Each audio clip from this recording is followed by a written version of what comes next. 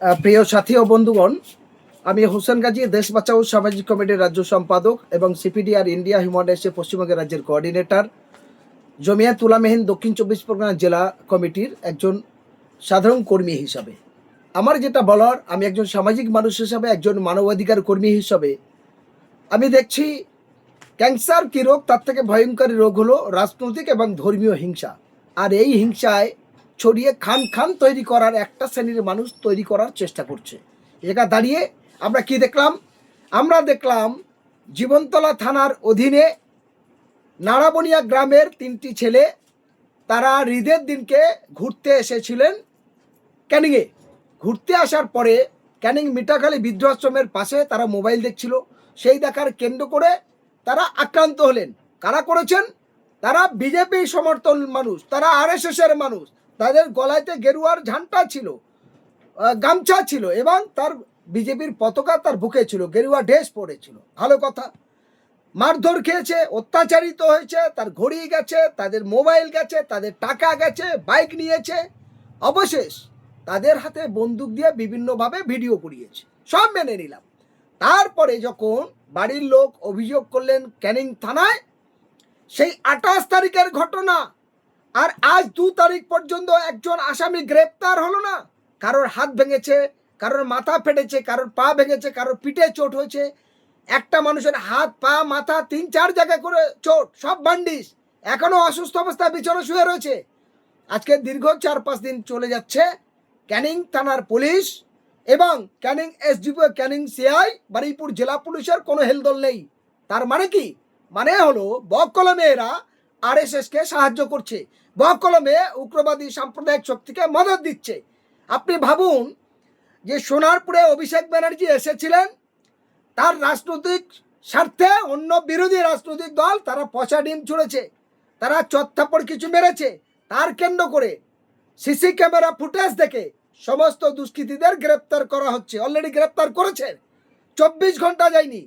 আর এরা 4 দিন হয়ে গেল, হাত পা ভেঙে দিল, মাথা ফাটিয়ে দিল, রক্ত হলো, ছিনতাই হলো, মোবাইল গেল, তারপরে আপনার টাকা নিল, তারপরে বাইক নিল, তারপরে পুলিশের স্তব্ধ। তার মানে কি? তার মানে পুলিশ বকলমে অন্যায়কারীদের সাপোর্ট দিচ্ছে। তার মানে পুলিশ নিশ্চিত এই ছিনতাইকারী অবৈধ অসামাজিক মানুষের সঙ্গে নিশ্চয়ই কোনো রফাজফা আছে, নাহলে পুলিশ নীরব কেন? তাই আমরা বলতে চাই, পুলিশের যেমন দোষ, তার সাথে সাথে ক্যানিং পূর্বের অর্থাৎ জীবনতলার বিজেপির একজন নূতন নব নেতা তৈরি হওয়ার চেষ্টা করছে, যে টাকা ছাড়া কিছু বোঝে না। নিশ্চিত তৃণমূলের পুরানো যে হারমাদ বাহিনী আছে, সেই হারমাদদের বাঁচানোর জন্য তিনি রাস্তায় নেমে পড়েছে। আর তৃণমূলের সেই পুরানো গুন্ডা বাহিনী হারমাদরা, তারা ঢাল হিসাবে ওই অলিউল পিয়াদার হাত ধরে তারা নব বিজেপি হয়েছে। তারা প্রত্যেক দিন র্যালি করছে, সভা করছে। অলি পিয়াদা, তুমি বিজেপির কত বড় নেতা, কত বড় সামাজিক মানুষ, কত বড় তুমি জনপ্রিয়, কত তুমি মানব দরদি, আমি তোমার দেখতে চাই। তোমার নিজের বিধানসভার ওই যে 3 জন মুসলিম ছেলে তারা আক্রান্ত হলো, তাদের নিয়ে তোমার মুখে একটাও কথা নেই কেন? খালি জয় শ্রীরামের স্লোগান দিচ্ছ, তুমি বিভিন্ন কথা বলছো, বিজেপির কথা বলছো, আর গেরুয়া ড্রেস পরে ঘুরছো, মানুষকে বিভ্রান্ত তৈরি করছো।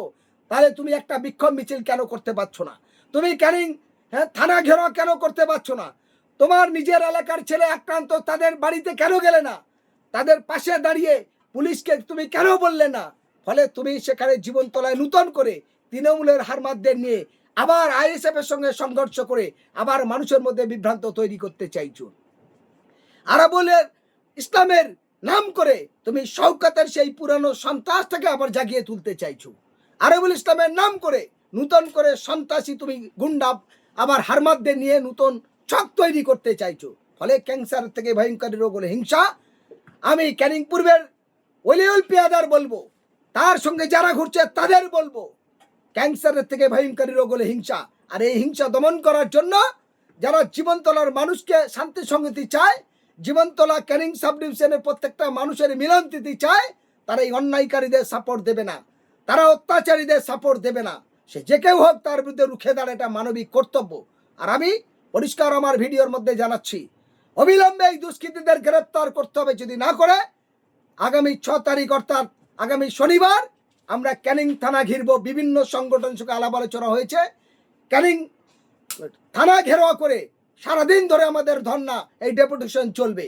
এখানে ক্যানিং পূর্ব, ক্যানিং পশ্চিম এবং বারুইপুর পূর্ব, বাসন্তী বিভিন্ন জায়গা থেকে লক্ষাধিক মানুষের জমায়েত হবে বিভিন্ন সংগঠনের যৌথ উদ্যোগে। এখানে সিপিএম থাকবে, এখানে কংগ্রেস থাকবে, এখানে আইএসএফ থাকবে, এদেরকে আরও আদার্স দল থাকবে, বিভিন্ন অরাজনৈতিক সামাজিক সংগঠনের নেতৃত্ব থাকবে। এটা কোনো জাতের ব্যাপার না, কোনো ধর্মের ব্যাপার না, কোনো দলের ব্যাপার নাই। মানুষ অত্যাচারিত হচ্ছে, মানুষ ছিনতাই করেছে, মানুষের বাইক ছিনতাই করেছে। পুলিশ কেন নিরপেক্ষ ভূমিকা পালন করবে না? পুলিশ কেন সেই দুষ্কৃতীরা বেহাল তবিয়তে ঘুরবে আর তাদের মদত দেবে? তার জন্যই আমাদের এই ডেপুটেশন এবং এই ডাক। আশা করি সমস্ত মানুষ ঐক্যবদ্ধভাবে এই অন্যায়ের প্রতিবাদে আগামী শনিবার সবাই সামিল হবেন। ধন্যবাদ।